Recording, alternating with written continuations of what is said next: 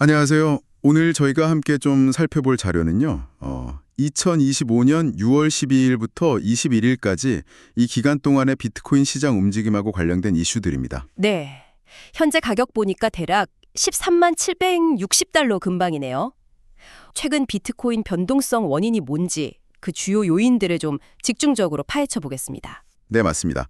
이 기간 동안 비트코인 시장이 참 여러 가지 흥미로운 변화들을 겪었는데요. 지정학적 긴장감도 있었고 또 반대로 기관 투자자들 자금은 꾸준히 들어왔고 네네. 이런 상반된 신호들이 막 섞여 있었죠. 그래서 오늘 이 자료들 보면서 그 의미를 좀 명확하게 짚어보는 게 중요할 것 같습니다. 좋습니다. 그럼 긍정적인 면부터 한번 시작해 볼까요? 그 기관 투자자들 움직임이 좀 심상치 않았다고요? 네, 그렇습니다.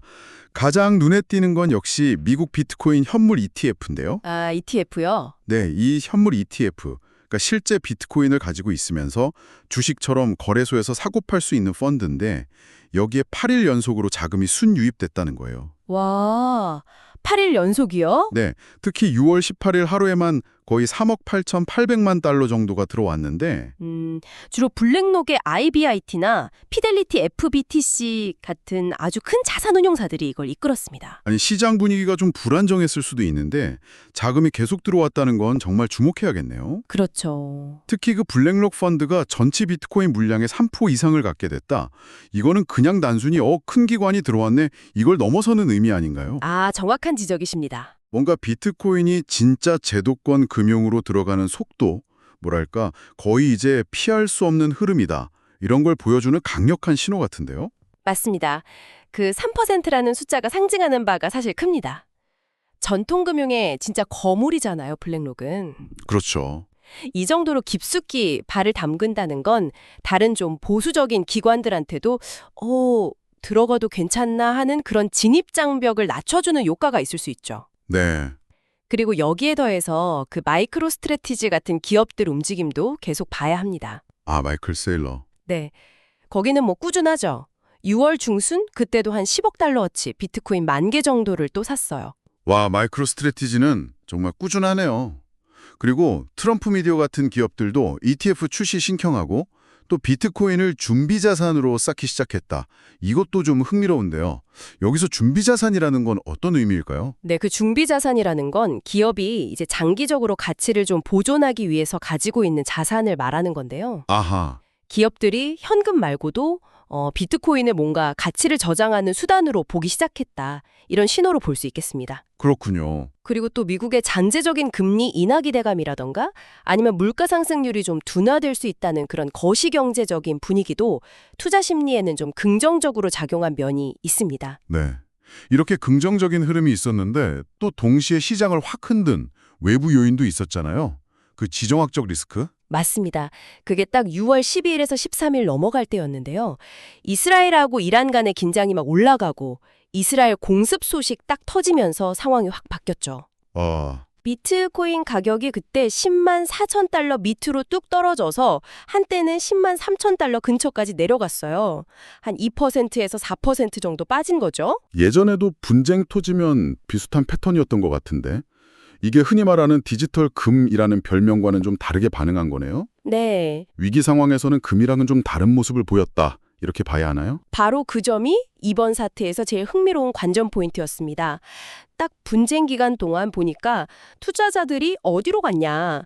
전통적인 안전자산, 그러니까 금하고 미국 달러로 확 몰렸어요. 아, 역시 금이랑 달러군요. 네, 실제로 금값은 5주 만에 최고치를 찍었고요. 그래서 피터 시프 같은 비평가들은 이걸 딱 보면서 봐라, 비트코인이 무슨 안전자산이냐 이렇게 의문을 제기했죠. 확실히 단기적으로 보면 지정학적인 위기가 터졌을 때 위험자산처럼 확 반응하는 그런 경향을 다시 한번 보여준 셈입니다. 그렇다고 해서 비트코인이 안전자산이 아예 아니다. 이렇게 딱 잘라 말하기도 좀 어렵지 않을까요? 아직 시장이 완전히 성숙한 것도 아니고 그 성격을 다 받아들이거나 위기시 반응하는 방식이 아직 딱 정해진 건 아니라고 볼 수도 있을 것 같은데요. 좋은 관점이십니다. 비트코인의 그 안전자산 서사, 이거는 뭐 여전히 진행 중인 논쟁거리죠. 네. 근데 분명한 건 이 기간 동안 뉴스 헤드라인 하나하나에 따라서 가격이 정말 10만 3천 달러에서 10만 4천 달러 사이를 막 오르락내리락 했다는 사실입니다. 지정학적 뉴스에 굉장히 민감하게 반응했다는 거죠. 자, 그럼 이 모든 상황들을 한번 종합해 볼 때 우리 투자자 입장에서는 뭘 핵심적으로 봐야 할까요? 핵심은 이거 같아요. 비트코인이 지금 지정학적 충격이라는 단기적인 악재, 그리고 기관들의 꾸준한 매수세라는 장기적인 호재, 이 둘 사이에서 계속 힘겨루기를 하고 있다는 점입니다. 아, 줄다리기 같은 거네요. 그렇죠. 그러다 보니까 단기 변동성은 커졌는데 또 동시에 제도권의 어떤 지지 기반도 다시 한 번 확인된 좀 복합적인 시장 상황을 보여줬다고 할 수 있습니다. 그렇다면 우리 투자자분들이 딱 기억해야 할 주요 포인트는 뭐가 있을까요? 첫째는 비트코인이 지정학적 위기에는 되게 민감하게 반응한다. 그래서 단기적으로는 좀 위험 자산처럼 움직인다. 이거고요. 네. 둘째는 그럼에도 불구하고 현물 ETF를 통해서 돈이 계속 들어오고 있고 기관들이 관심을 계속 보인다는 근본적인 긍정 요인들은 여전히 살아있다. 그래서 셋째는 따라서 단기적으로는 이런 뉴스에 따른 가격 변동성에 좀 대비를 해야 한다. 이겁니다. 그렇군요. 그럼 투자 관점에서 보면 단기적으로는 한 10만 3천 달러에서 10만 4천 달러 이 범위에서 움직일 걸 염두에 두고 관련 뉴스를 계속 지켜봐야겠네요. 맞습니다. 그리고 중기적으로는 ETF로 자금이 계속 들어오는지 이게 기관들의 신뢰도를 보여주는 지표가 될 테고요. 네, 그 흐름을 계속 모니터링하는 게 중요하죠.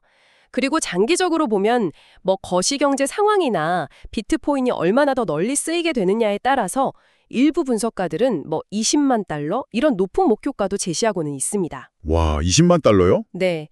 하지만 여전히 뭐 지정학적 변수라던가 아니면 금시장 움직임 같은 리스크 요인도 항상 있으니까요.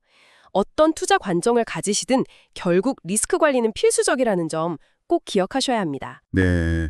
오늘 저희가 살펴본 것처럼 비트코인은 정말 첨단 기술 자산의 어떤 잠재력, 그리고 또 동시에 전통적인 지정학적 리스크에는 되게 민감한 모습, 이 두 가지를 다 보여주고 있는 것 같습니다. 그렇죠. 아주 복합적이죠. 그래서 여러분의 투자 포트폴리오 안에서 이런 디지털 자산을 과연 어떤 시각으로 바라보고 또 그 역할을 어떻게 규정할지 한번 진지하게 고민해 보시는 것도 좋지 않을까 싶습니다.